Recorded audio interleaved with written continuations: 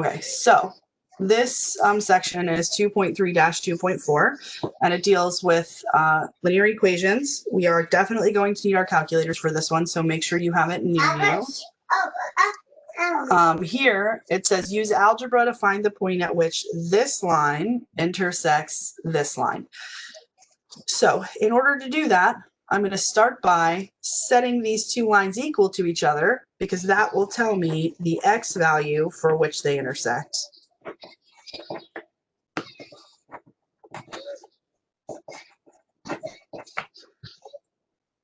Now, if you hate the fractions, you can clear them. So if we multiplied everything from left to right by 10, we would get rid of those fractions. Distributed 10 through to everything left and right. So 10 times a -3 is a -30. -30 divided by 5 is a -6. Here, 10 times 21 and then divided by 21 would just leave me with 21. 10 times 6 is 60. Divided by 5 is 12. And then 10 times a -66 would be a -132. No, would be a -660, and then divided by 5. I think it's just 132. I was right. See, I shouldn't doubt myself. And now I have no more fractions. If you're comfortable with the fractions and you wanted to just subtract the 21 or add the 66 over 5 and then add the 3/5 x, you could totally do it that way. But I feel like most of us would probably prefer to get rid of the fractions. So that's how you do it. Multiply everything by the biggest denominator. Okay, now I'm going to combine my x's.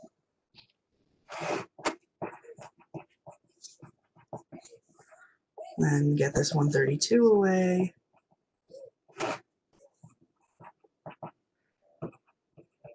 $153. And then divide both sides by 18. Yeah, I knew it was going to be a fraction. So here I get that x equals 17 over 2.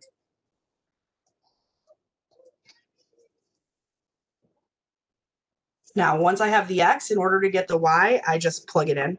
So I would say, okay, -3/5 times 17 over 2 plus 21 over 10. And that I'm 100% doing in my calculator. I'm not even going to think about doing that by hand. -3/5 times 17 over 2 plus 21 over 10. Remember, oh, look at that. It was just -3. Remember, math enter turns a decimal into a fraction. That was math enter. I'm going to plug 17 over 2 into the other equation as well, because if I get -3 both times, then I can be 100% sure that I got this question right. So 6/5 times 17 over 2 minus 66 over 5. There you go. Okay. So when I plugged 17 over 2 into both equations, I got the same y.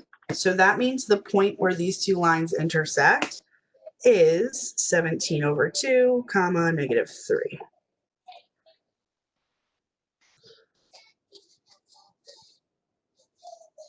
Okay.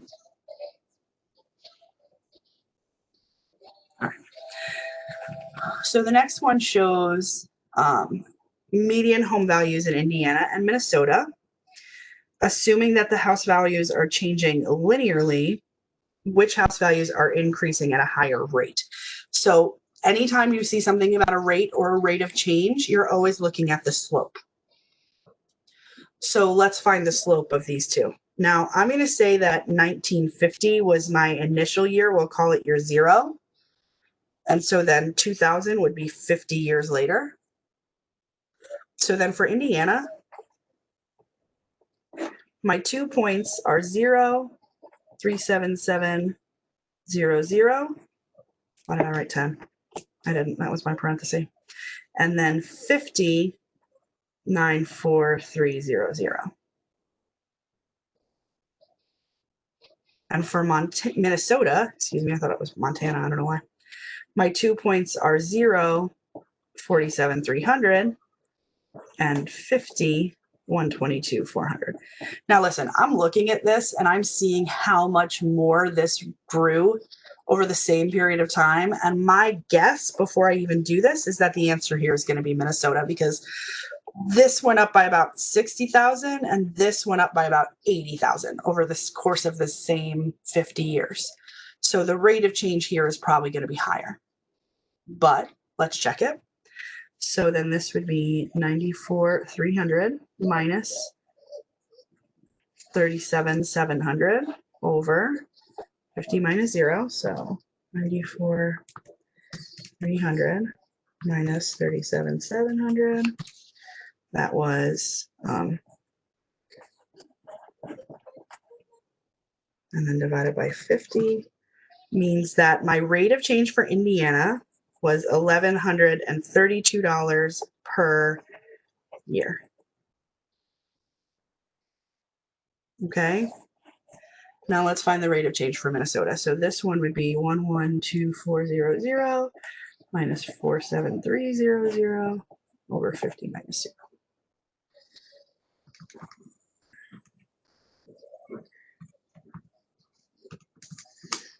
That's 65,100 over 50.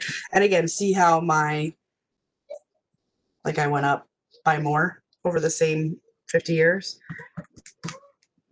So Minnesota's increase was $1,302 per year. So my initial guess was right. Minnesota had a bigger slope, which means they had a higher rate of change. Okay. All right. If these trends were to continue, what would be the median home value in Indiana in 2010? Okay. So here's what I know about Indiana. My slope is 1132. And my initial value was 37,700. That means that the equation for the home value in Indiana is y equals 1132x plus 37,700. Okay? You dropped Elmo.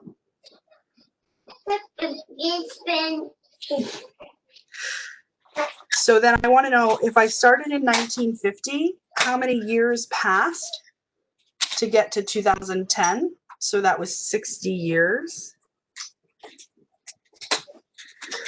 So then to figure out the home value in 2010, I would just plug in that 60.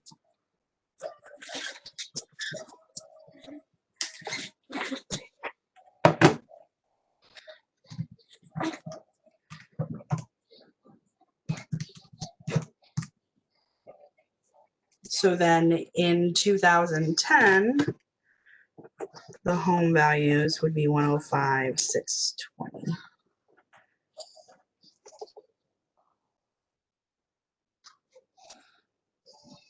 If we assume the linear trend existed before 1950 and continued after 2000, the state's median house values will be the same or were the same in what year? He warns us here, the answer might be absurd. Thank you for the warning. So I already know the equation for Indiana. So let's find the equation for Minnesota. So for Minnesota, my initial value was 47,300 and my slope was 1,302. So then my equation would be y equals 1302x plus 47,300. Okay, so then to figure out what year in which these were the same, I'm going to set them equal to each other. 1132x plus 37700 equals 1302x plus 47,300.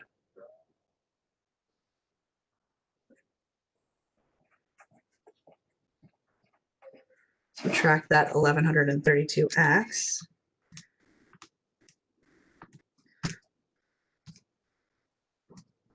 1302 minus 1132.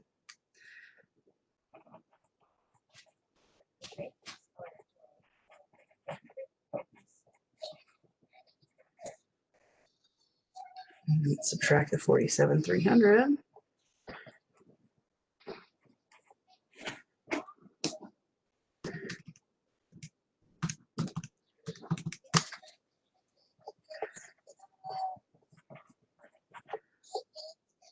And divide by the 170.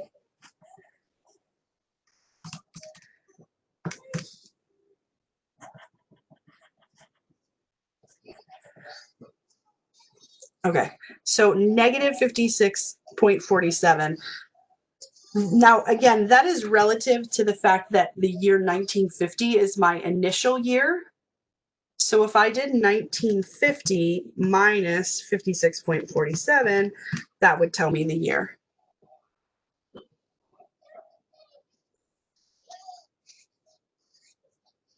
So 1950 minus 56.47 tells me that it was the year 1893.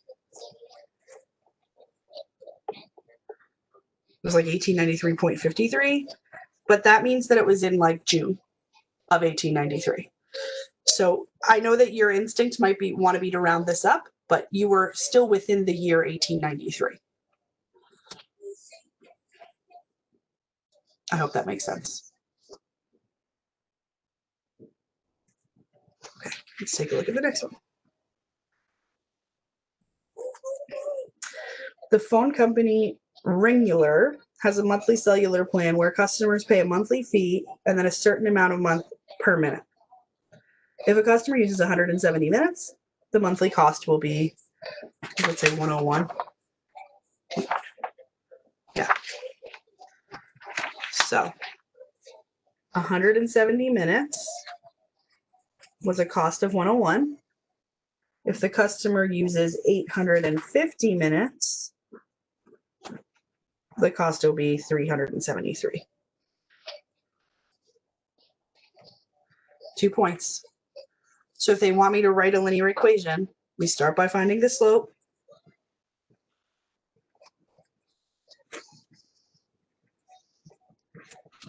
Remember y2 minus y1 over x2 minus x1. 373 minus 101. 850 minus 170. 272 divided by 680.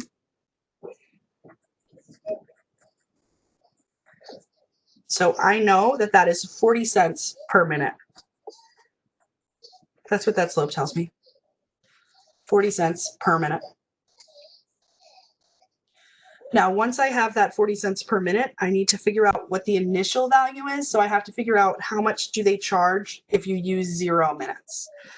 So to do that, I'm going to say if y equals mx plus b, and this is my x, this is my y, and this is my m. So 101 equals 0.4 times 170 plus b. 170 times 0.4 is 68.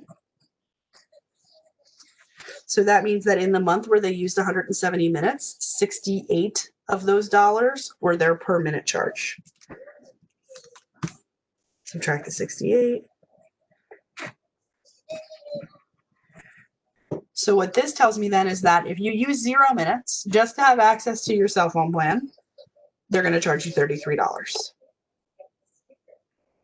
So then the equation they wanted is C. So C equals 0.4 x. They probably want C of x. 0.4x plus 33. And then use your equation to find the total monthly cost if 903 minutes are used. So then if x is 903, C of 903 is 0.4 times 903 plus 33.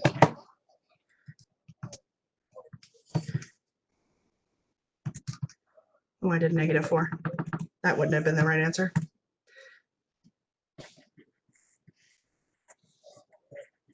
$394.20.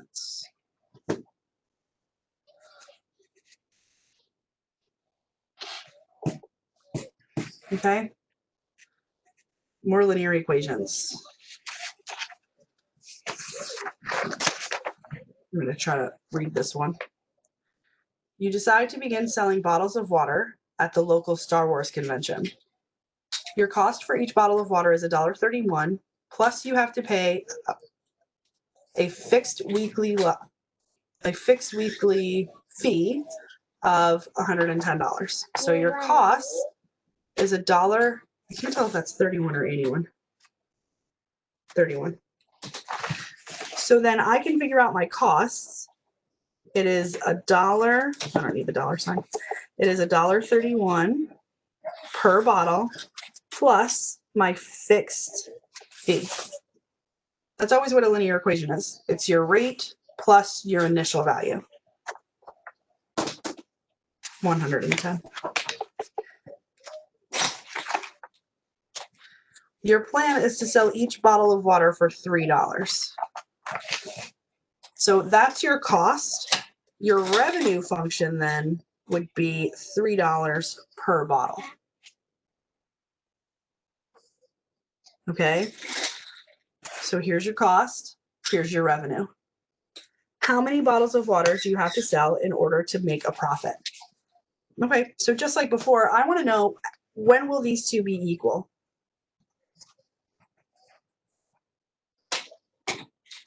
So let's subtract this 131.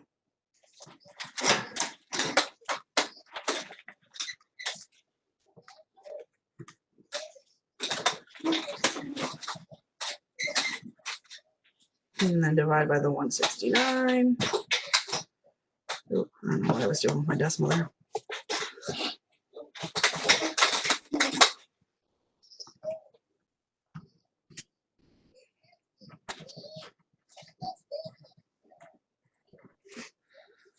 So I would say for this one that you would have to sell 66 bottles to be profitable. I know that this is not enough to round up, but on your 65th bottle, you're still not making a profit. It's not until your 66th bottle that you're making a profit.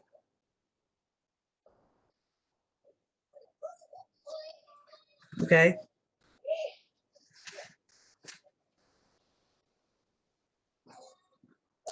You are choosing between two different cell phone plans. The first plan charges 21 cents per minute. The second plan charges a monthly fee. So then let's do plan 1. So call it P1. 21 cents per minute. The second plan charges a fixed monthly fee of $34.95 plus 10 cents a minute. So plan 2 is 10 cents a minute plus that fixed monthly fee.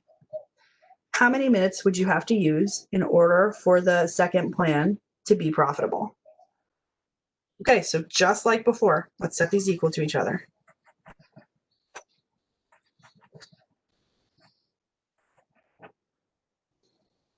Let's subtract the 0.10x.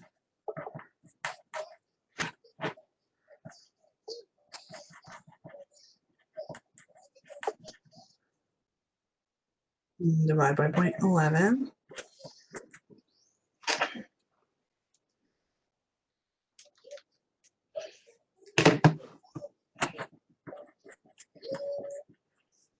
So here, just like above, I would say that you are profitable at 318 minutes.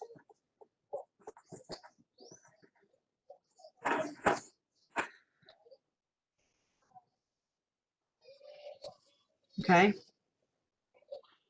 A lot of that going on in this section. It's like, if you're not sure what to do, then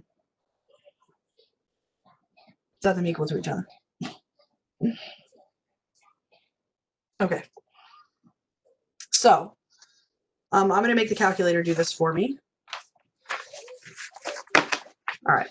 So let's take a look at doing stat plots in the calculator. You're going to start by pressing stat. And then you're going to press enter for edit. Your first quiz will go in L1. If you have something in L1, just type over it. 13, see how it just like goes over it. 25, 30, 32, 37, 38, 39, 48. L2,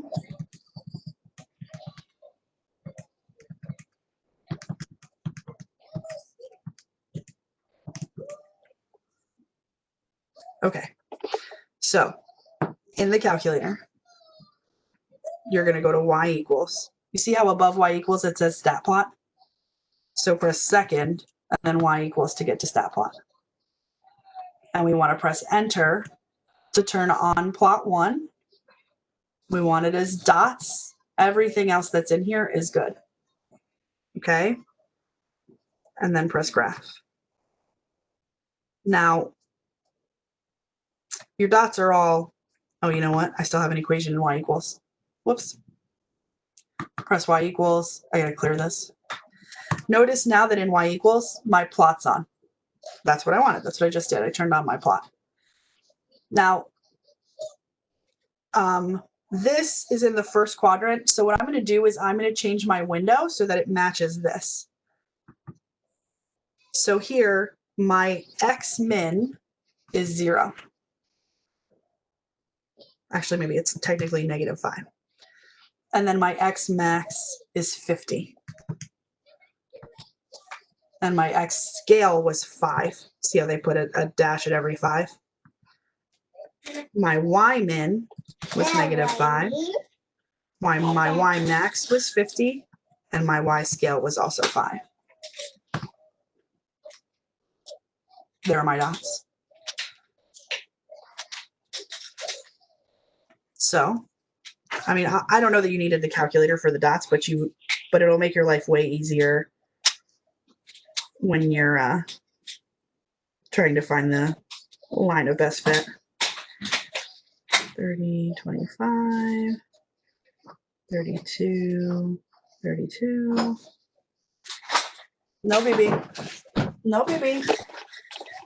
Nope, you have to stay in here.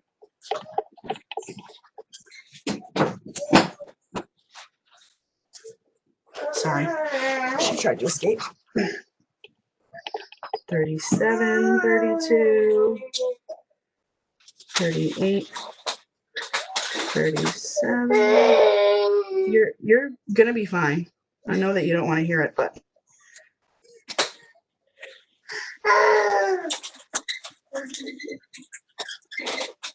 that's pretty close to what I have here.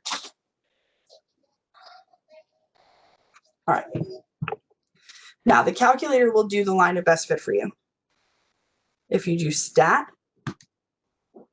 and then calc, you want linear regression, ax plus b. Press enter.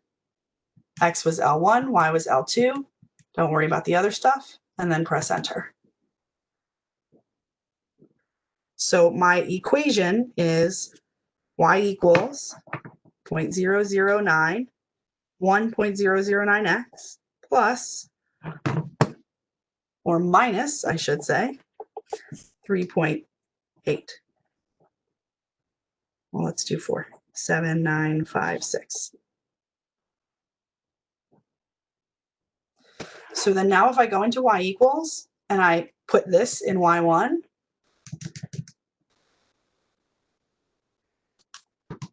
minus 3.7956.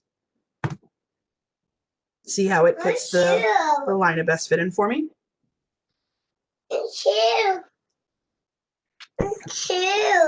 What happens?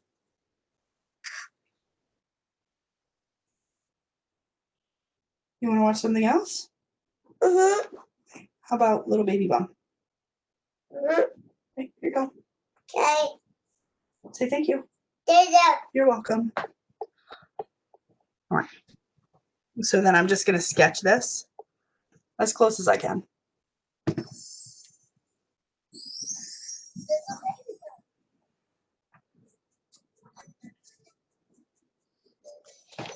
And more is gives you like a margin of error here. So as long as you're close, you're going to be fine.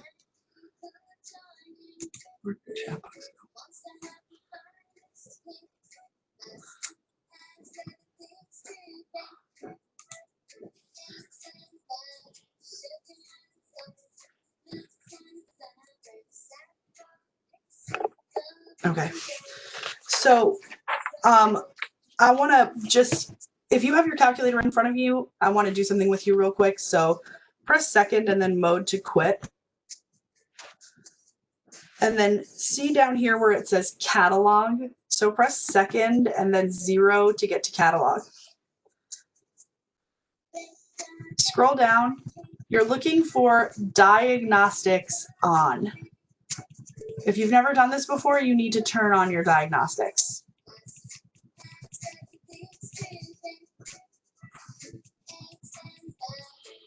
Diagnostics on. Once you find it, press enter, and then press enter one more time, and it'll say diagnostics on. Now, when I did mine,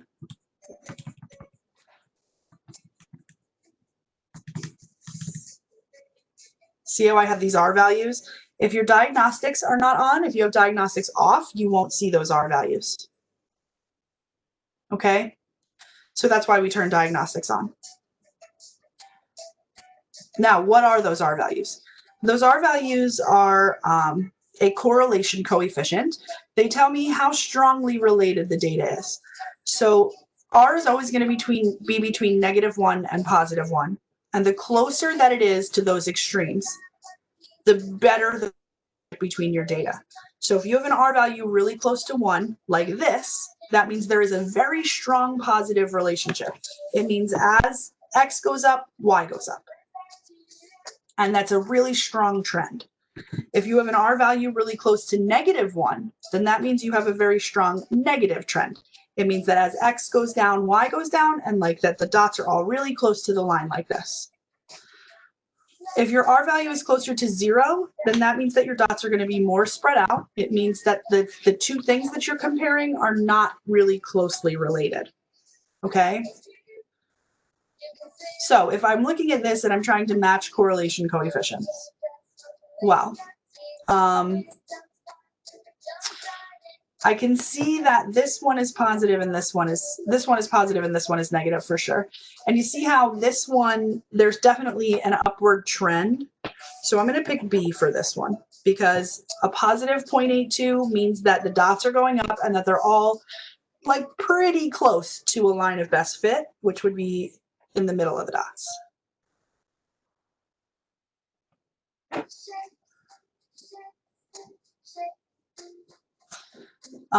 For this one, I'm going to say that it's C because there's definitely a downward trend, and the dots are all, I mean, pretty close to that line of best fit. Okay.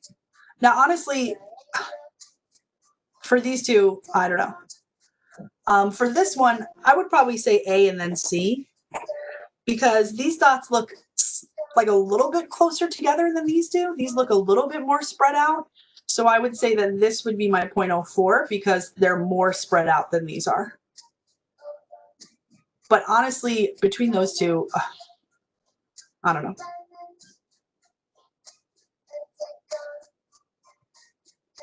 I also feel like this one looks like it's trending down, sort of. So that's why I would say, ooh, I meant D. So that's why I would say that this one was the negative 0.21. Okay. All right. So we're going to go back to our stat plot. Stat would help if the calculator was on. Stat, and then enter for edit. And then L1, I'm going to put all my X values.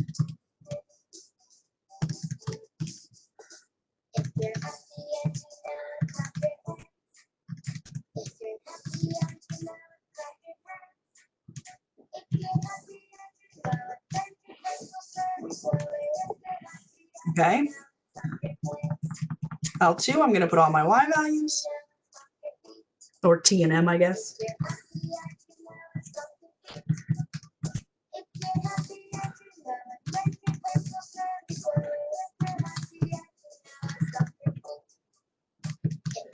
What are we comparing here?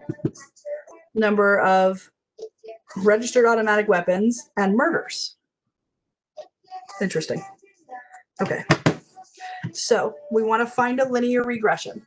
So we're going to do the same thing that we did before to find my linear regression, and that's stat, and then calc, and then linreg, linear regression. Enter. Just enter past all this stuff because it should all be right. So the A value here, see how this is AX plus B? So the A value is my slope and the B value is my y-intercept. They want it.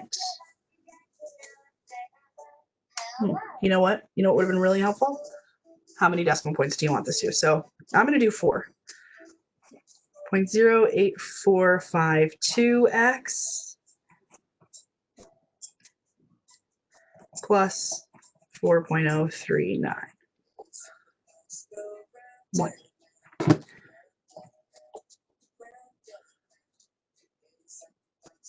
Only those should have been T and M.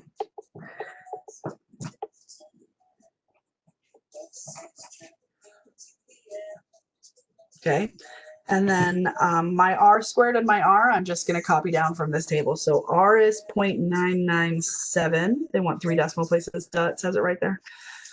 0.997. And R squared is 0.995. Okay, I'm going to fix this so that it's 3 decimal places and so that it's right because I copied it down wrong. 845.039. Okay.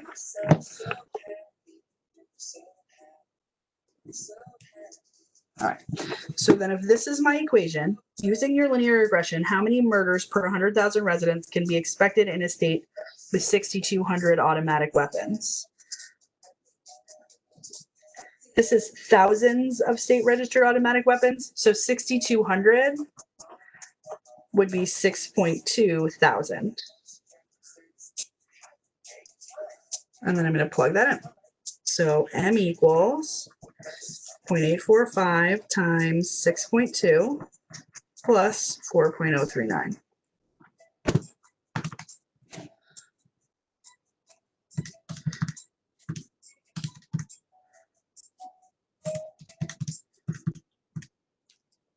So 9.278. So then that would be 9.278 murders per 100,000.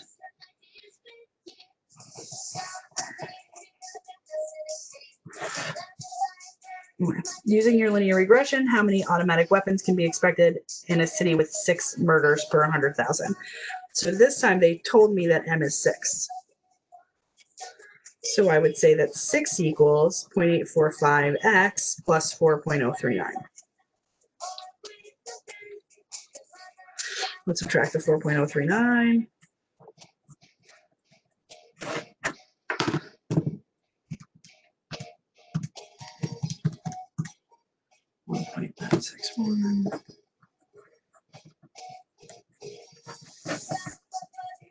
Divided by 0.845. So 2.321.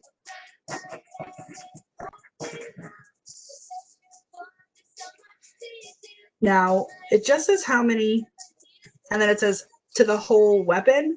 So this was 2.321 per like 1,000, right? Because this was in terms of thousands. So then I would have moved that decimal point over 3 times and said 2321.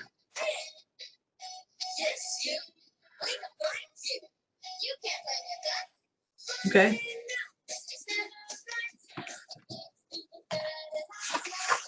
All right, so that was the last section in Unit 2. Next up is your test review.